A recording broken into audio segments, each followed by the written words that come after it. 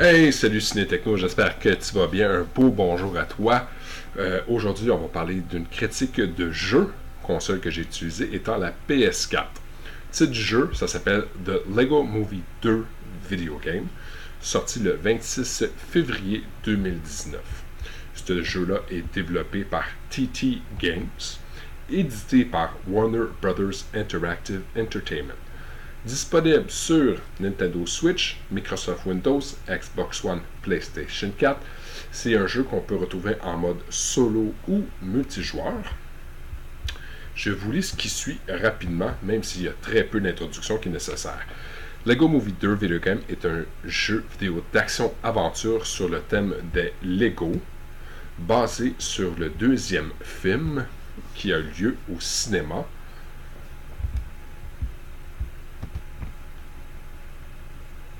Je ne sais pas si vous vous souvenez, dans la pub que j'avais faite originellement, je disais que The Lego It's My Jam.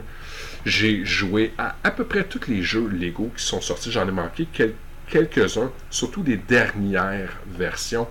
Mais Lego Star Wars, Indiana Jones, Harry Potter, Batman, Marvel Heroes, Avengers. Il y a très peu de jeux de Lego que j'ai manqué.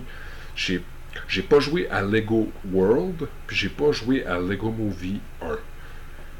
Et j'ai trouvé que la formule a changé entre les jeux que j'ai originalement joués sur la Xbox 360, qui étaient principalement des jeux un peu plus plateforme, où est-ce qu'on a un début de tableau, une fin de tableau, on a des objectifs à atteindre entre les tableaux, et c'est possible d'y rejouer. La formule n'a pas vraiment changé, outre le fait que là, on a vraiment le droit à un univers 360, où est-ce que c'est vraiment ce qu'on appelle dans le jargon là, un open land ou un open world. Il y a beaucoup moins de lignes directrices pour accomplir les tâches, mis à part le fait il y a plein de quêtes à aller faire ou d'objectifs à les réaliser au travers des tableaux.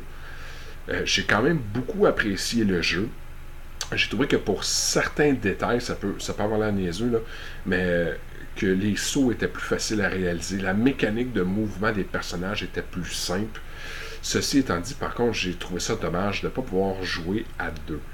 C'était un des trips que j'avais avec mes enfants, c'était de pouvoir m'installer puis de pouvoir jouer les deux assis, parce qu'on s'entend de nos jours, il y a de moins en moins de jeux qu'on peut jouer les deux assis sur le sofa, chacun avec notre manette, puis on va de l'avant, puis on a des objectifs communs à atteindre. Malheureusement, j'ai trouvé que là-dessus, ce jeu-là, c'était un fail, parce que pour moi, c'était un must dans ma perception, dans mes désirs par rapport à un jeu de Lego, même si l'option de multijoueur est disponible, le but c'est de pouvoir jouer avec mes enfants. Graphiquement parlant, c'est super sharp. Les scènes, les cutscenes, les scènes entre les tableaux, honnêtement, on s'y méprend, on a l'impression de voir des scènes du film. L'animation est super bien réalisée. J'aimais par contre, je sais que c'est pas récent, là, mais j'aimais par contre que dans le temps, les jeux de Lego, les personnages ne parlaient pas. Pardon. Ce que ça réalisait, c'était on pouvait interpréter un peu plus à notre couleur ou à notre façon les aventures qui s'y déroulaient. Ou est-ce que là, présentement, avec les personnages de Lego, on a vraiment le droit là, à un scénario avec des voix, avec des gens. Il y a plein de gens qui discutent tout au travers des épreuves, tout au travers des objectifs. À ce niveau-là, honnêtement, pour moi, là, j'ai mon petit côté nostalgique des premiers jeux de Lego. J'aimais beaucoup là, d'avoir le où est-ce qu'il n'y avait pas de parole. C'est quand même un super bon jeu. Je me suis retrouvé diverti vraiment pendant plusieurs heures à découvrir l'ensemble de tous les tableaux, parce qu'il y en a quand même énormément. Puis ce qui est le fun, ben, dans la même recette originale, c'est des tableaux qu'on peut refaire et refaire. Il y a des objectifs qu'on ne peut pas réaliser si on n'a pas, exemple, l'appareil photo ou le lance-roquette. On ne peut pas atteindre tel objectif si on n'est pas capable de planer. Alors il y a plein de ces détails-là qui fait que si tu es un enfant, tu peux juste jouer puis faire un power through qu'on appelle, là, si je m'en vais à l'objectif. Puis si t'es un adulte qui recherche peut-être un petit peu plus de défis, mais tu as l'opportunité de vraiment t'acharner pour dire je veux aller chercher chacune des récompenses possibles. Ce qui est cool, là, je ne sais pas si c'était déjà dans les anciens jeux. Moi, ça ne l'était pas quand moi je jouais. C'est qu'on a des builders page. Alors, au travers des jeux, ben, ok, ben là, il faut qu'on construise une trampoline. Il faut qu'on construise un jet d'eau. Il faut qu'on construise tel véhicule ou tel accessoire, objet pour la réalisation. Alors, non seulement il faut aller chercher la façon de découvrir les plans, mais il faut aussi aller chercher les bouts de Lego nécessaires pour la construction pour devenir ce qu'on appelle le Master Builder.